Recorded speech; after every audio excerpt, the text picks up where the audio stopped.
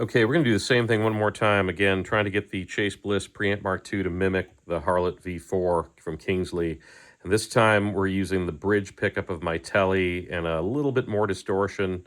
But let's see what happens here. I had to slightly tweak these to match where we are here. Let's see what happens. Here we go. Starting with the Harlot.